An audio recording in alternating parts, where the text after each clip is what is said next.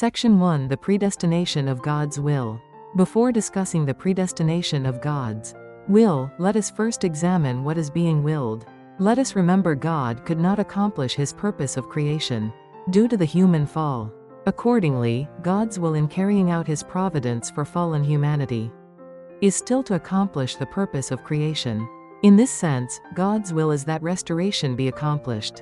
Next, we should know that God predetermines his will before he works toward its fulfillment. God determined when he created human beings that they accomplish the purpose of creation. When God could not fulfill his will due to the fall, he determined to fulfill his will once more through the providence of restoration, and since then has worked to accomplish it. God must predestine his will and bring about its realization in the ways of goodness, and not in the ways of evil. God is the author of goodness. Hence, his purpose of creation is good likewise.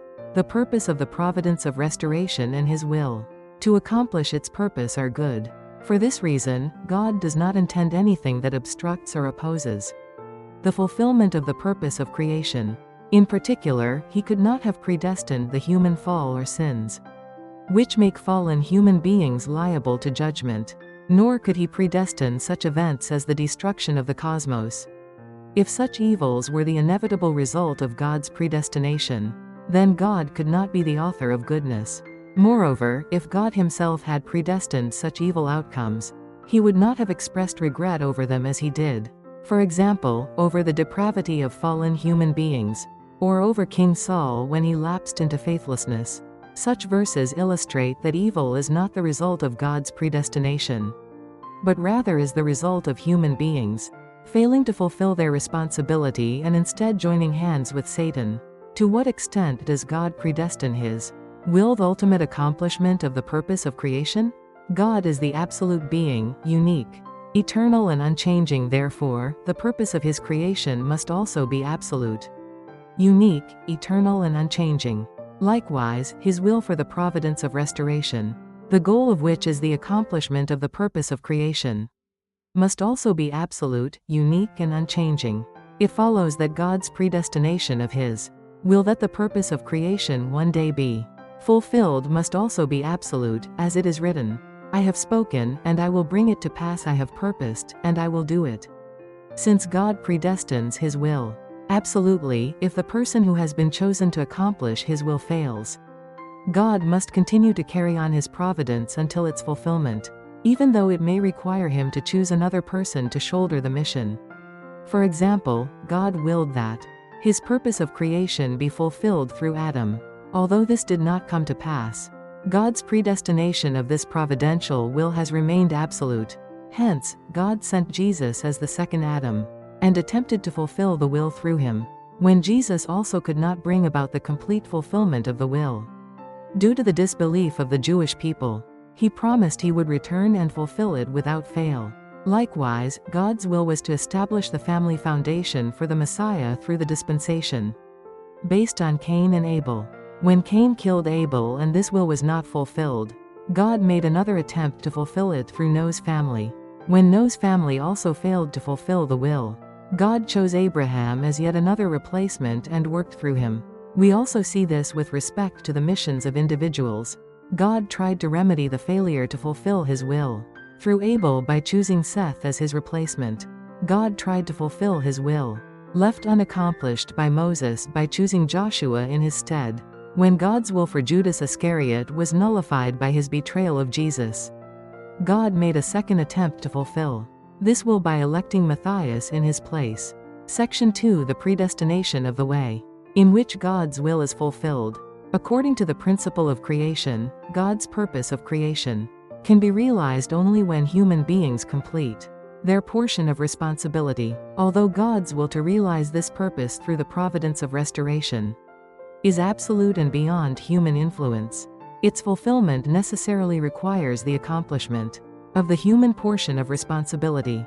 Originally, God's purpose of creation was to be fulfilled through Adam and Eve only when they completed their given responsibility and refrained from eating the fruit of the tree of the knowledge of good and evil. Similarly, in the providence of restoration, God's will is accomplished only when the central figure responsible for a mission completes his portion of responsibility. For example, the Jewish people, as the central nation of the providence, should have believed in Jesus and followed him unconditionally in order for God to accomplish complete salvation at that time. Because they disbelieved and failed to fulfill their responsibility, the fulfillment of the will had to be postponed until the time of the Second Advent. To what extent does God predestine the unfolding of the events in the providence? Although God's will to realize the purpose of the providence of restoration is absolute, God predestines the process of its accomplishment conditionally, contingent upon the 5% responsibility of the central figure, which must be completed in addition to the 95% responsibility of God. The proportion of 5% is used to indicate that the human portion of responsibility is extremely small when compared to God's portion of responsibility. Yet for human beings, this 5% is equivalent to 100% of our effort. To cite some examples, God predestined that his will be fulfilled through Adam and Eve only when they refrained from eating the fruit and completed their responsibility. In the dispensation of restoration through Noah, God predestined that his will be fulfilled only after Noah completed his responsibility by exerting himself with the utmost devotion in building the ark. In the providence of salvation through Jesus, God predestined that his will be fulfilled only after fallen people completed their responsibility by believing in Jesus as the Messiah and rendering him devoted service. However, time and again human beings could not cope with even their small portion of responsibility. Consequently, God's providence has been repeatedly prolonged. It is written in the Bible, "The prayer of faith will save the sick man, your faith has made you well. And for everyone who asks receives, and he who seeks finds, and to him who knocks it will be opened."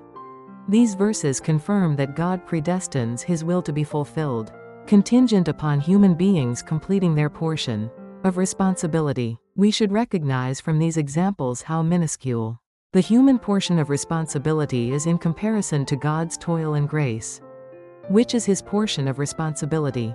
On the other hand, when we consider the fact that over and over again, central figures in the providence could not cope with their responsibility, we can appreciate how extremely difficult it was for them to fulfill even this comparatively small portion. Section 3: The predestination of human beings. Adam and Eve were to become the good ancestors of humanity, conditional upon fulfilling their responsibility to obey God's commandment not to eat of the fruit.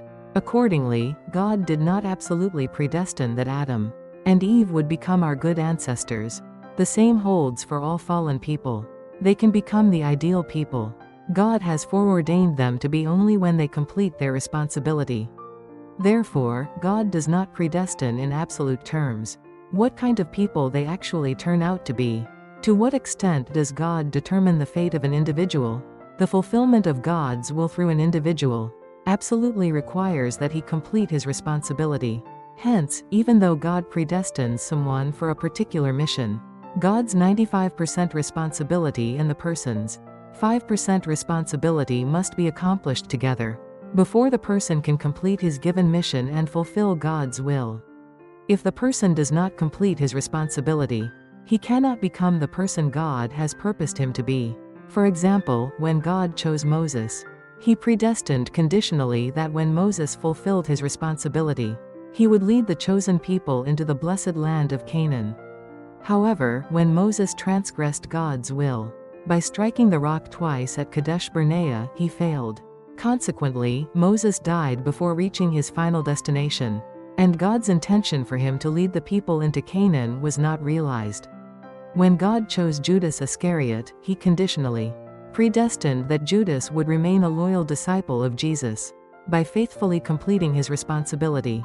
Yet when Judas turned faithless, God's expectation for him was not realized, and he ended up a traitor. When God raised up the Jewish people, God predestined that they would be glorified as the chosen nation when they fulfilled their responsibility to believe in and attend Jesus. However, when their leaders sent Jesus to the cross, this preordained destiny was not brought to pass, and the Jewish nation was scattered. Let us next examine God's predestination of central figures in the providence of restoration. The purpose of God's providence of restoration is to restore completely the fallen world. to the original world which God intended.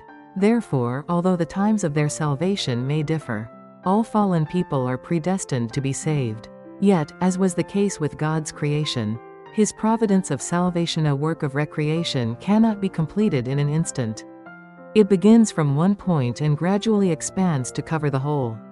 Therefore, in the providence of salvation, God first predestines one person to be the central figure and then calls him to a mission. What qualifications should the person possess to merit such a calling? First, the central figure must be born into the chosen people. Next, even among the chosen people, he must come from an ancestral line with many good accomplishments. Among the descendants of this outstanding lineage, he must be endowed with the requisite character. Among those with the requisite character, he must develop the necessary qualities during his early life. Finally, among those who have acquired these qualities, God selects first the individual who lives in a time and place most fitting to his need.